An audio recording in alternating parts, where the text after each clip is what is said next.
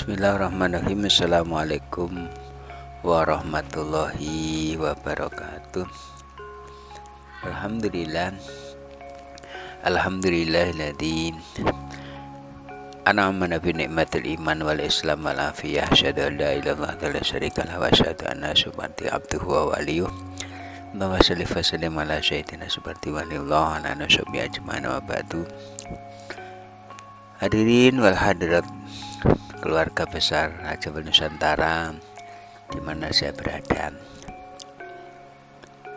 Kami dari keluarga besar Rajawali Nusantara akan membahas tentang kesehatan emosional atau kesehatan nafsu terhadap diri manusia, dan kesehatan ini ditinjau dari spiritual intelijensi.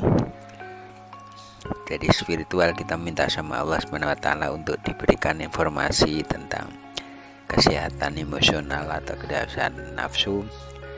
Kemudian dari sisi intelektual kita mengadopsi dari data-data yang ada tentang nafsu ini dan kita bedah supaya memiliki porsi yang cukup untuk nafsu ini, karena nafsu ini adalah power yang harus digunakan dengan sebaik mungkin dan juga mampu dikendalikan untuk kesiapan kekuatan dalam diri manusia dan juga untuk benteng yang kokoh sekaligus juga kekuatan yang sempurna.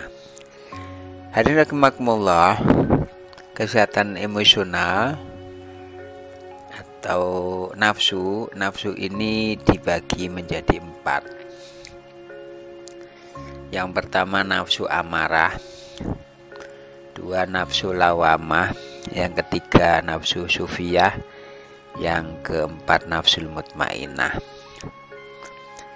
Nafsu amarah ini letaknya di perut. Diulangi, nafsu amarah itu letaknya di kemaluan. Nafsu lawamah itu letaknya di perut. Nafsu sufiyah itu letaknya di limfe, getah bening, dan nafsu mutmainah ini letaknya di hati. Jadi nafsu amarah itu letaknya di kemaluan. Nafsu lawamah letaknya di perut. Nafsu sufiyah letaknya di limfe, getah bening. Nafsu mutmainah letaknya di hati. Kemudian dari sisi psikisnya, dari sisi jiwanya, karakter nafsu amarah ini itu dari api. Karakternya dari api, kemudian sponsornya oleh iblis.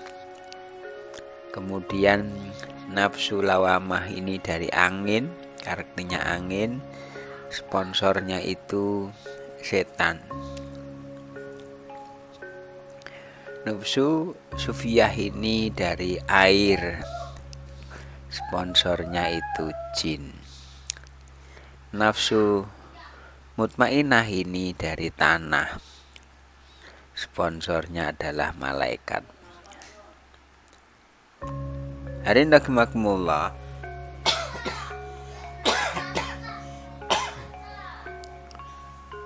nafsu ini adalah kekuatan yang memang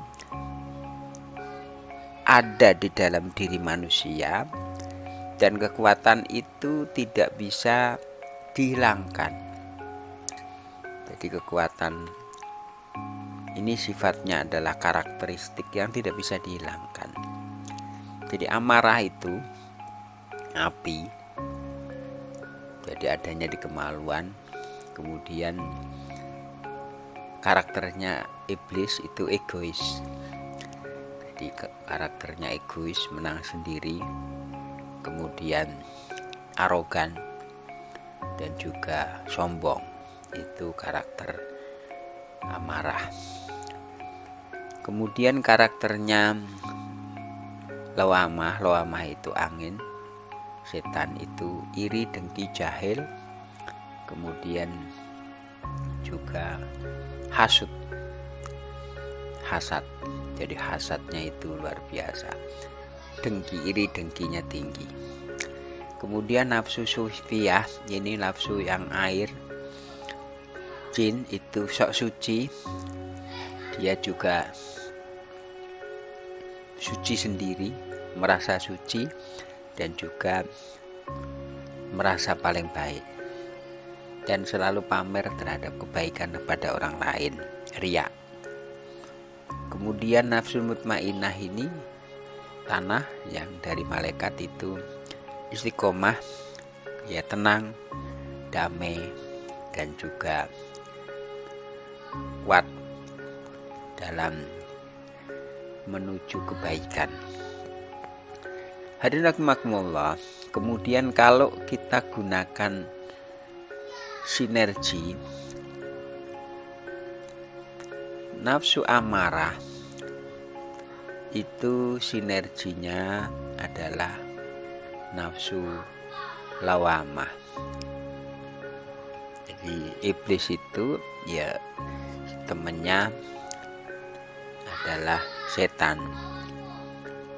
Api itu dorongannya adalah angin. Kuatnya kemaluan itu karena perutnya dia kenyang. Ini adalah sinergitas. Jadi sinergitas ini saling mempengaruhi, keduanya saling menguatkan. Kemudian nafsu sufiyah ini sinerginya adalah mutmainnah.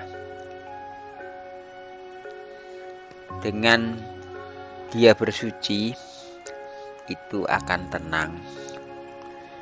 Dengan dia istighfar, dzikir itu akan tenang. Jadi ala bidzikrillahi tatmainnul qulub. Maka dengan dzikir, dengan bersuci, dengan ibadah itu akan tenang.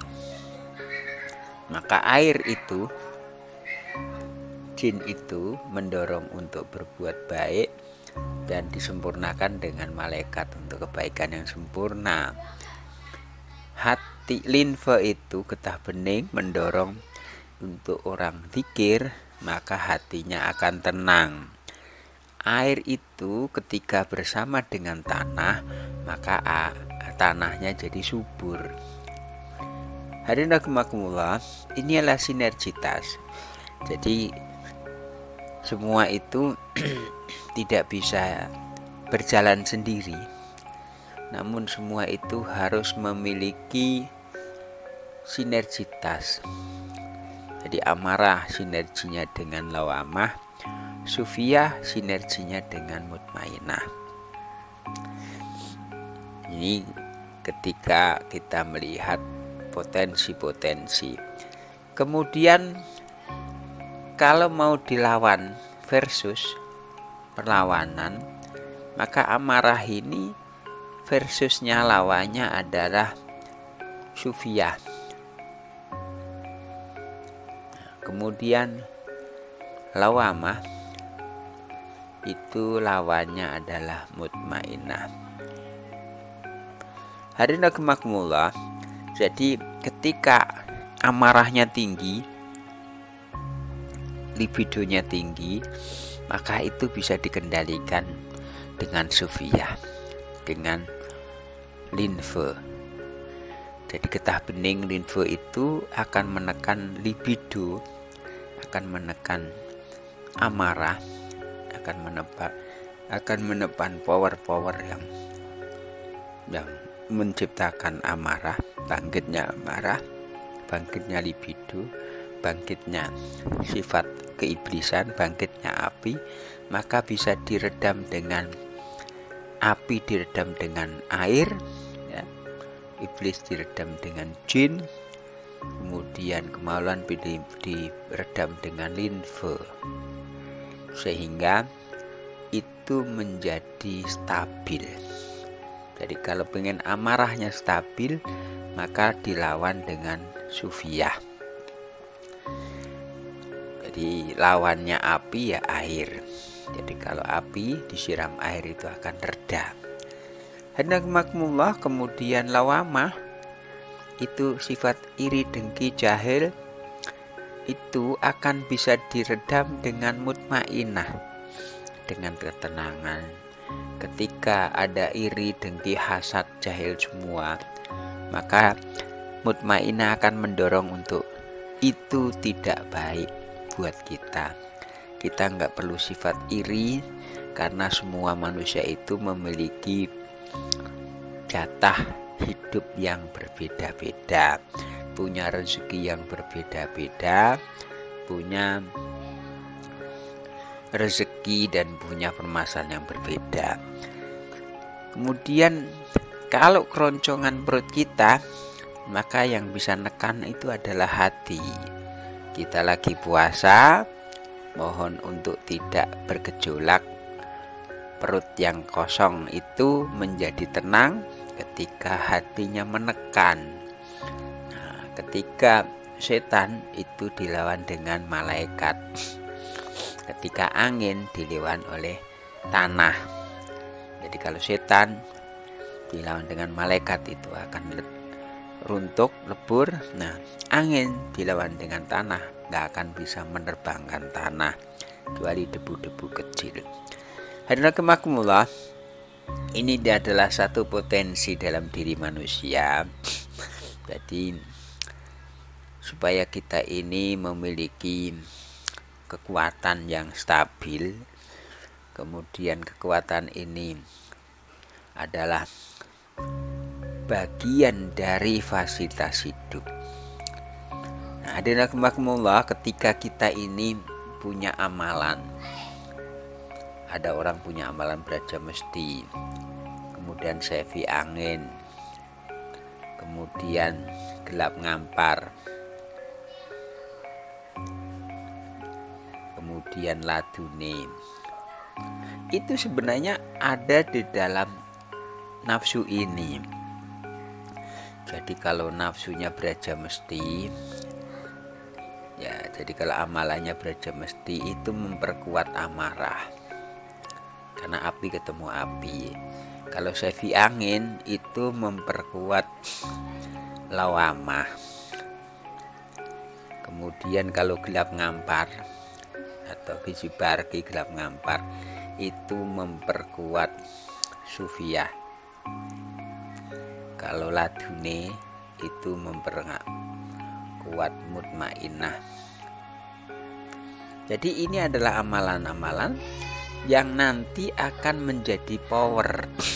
Ketika kita di luar ada perlawanan yang kokoh, ketika di luar itu permusuhannya kokoh, maka nafsu ini bisa ditambahin dengan amalan itu.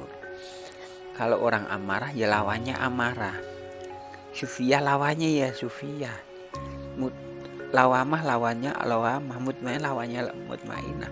Hadirin, maka disitulah nanti ketika empat-empatnya menjadi satu, menyatu menjadi satu kekuatan yang besar.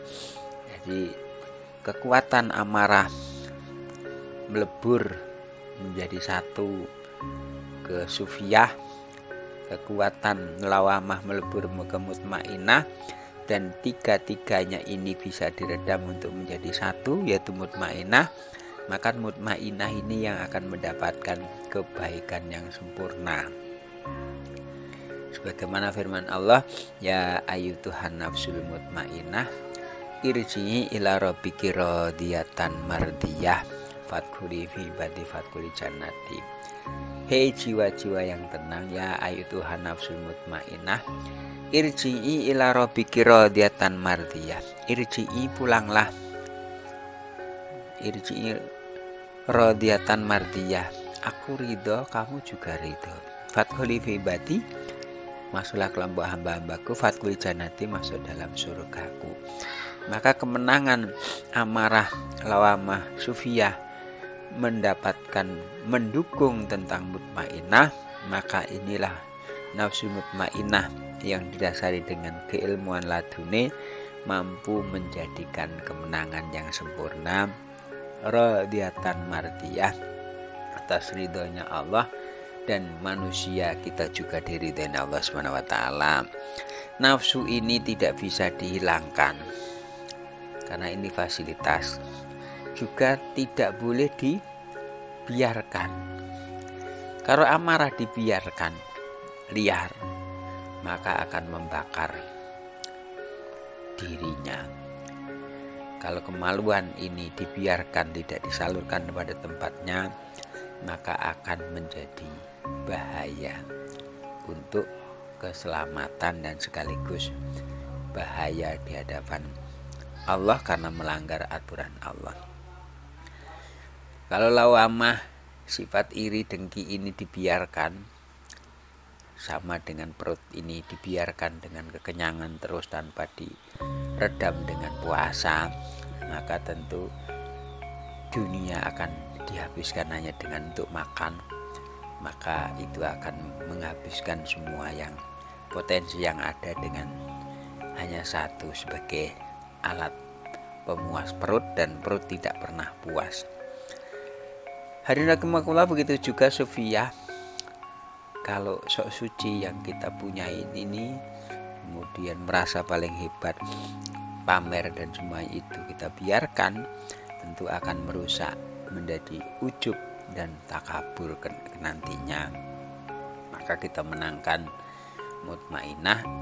Kemenangan mutmainnah didapatkan perjuangan yang hakiki, yaitu memenangkan potensi di dalam diri kita. Mari kita bersama-sama memberikan asupan amarah menjadi power yang besar. Api tidak pernah padam, api tidak bergejolak, maka semangatnya membara bagan api. Lama begitu juga angin, bagaimana angin ini punya kebaikan meratakan seluruh kasih sayang, maka ratakanlah kasih sayang itu dan berikanlah sifat-sifat yang adem ayem dan damai, sejuk bagaikan sumilirnya angin. Kemudian Sufiyah ini sifatnya air adalah kehidupan. Maka dengan air yang jernih, air yang bagus, air yang punya potensi untuk kehidupan ini, jernihkanlah diri kita sehingga menjadi jernihnya air itu akan menjadi kebaikan buat diri kita. Dan tanah yang sehat adalah tanah yang punya produktivitas tinggi, yaitu amal soleh.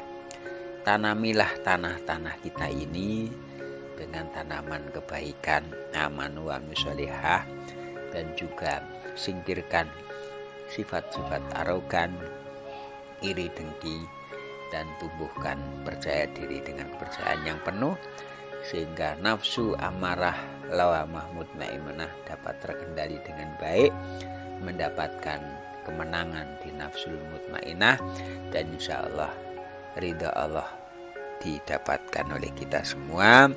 Mudah-mudahan ini bagian dari pembelajaran untuk kesehatan emosional kita, nafsu kita.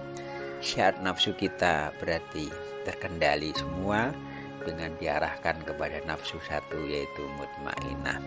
Mudah-mudahan Allah SWT membimbing kita, juga menjadikan kita hamba-hamba yang soleh dan soleh. Amin ya rabbal alamin. Itulah yang kita sampaikan, pembedahan kesehatan emosional secara spiritual dan intelektual. Mudah-mudahan bermanfaat buat kita. Rabbana atina min ladunka rahmah wa hab lana min amrina rasyada. Subhanallah wa salam alhamdulillahirabbil alamin. Assalamualaikum warahmatullahi wabarakatuh.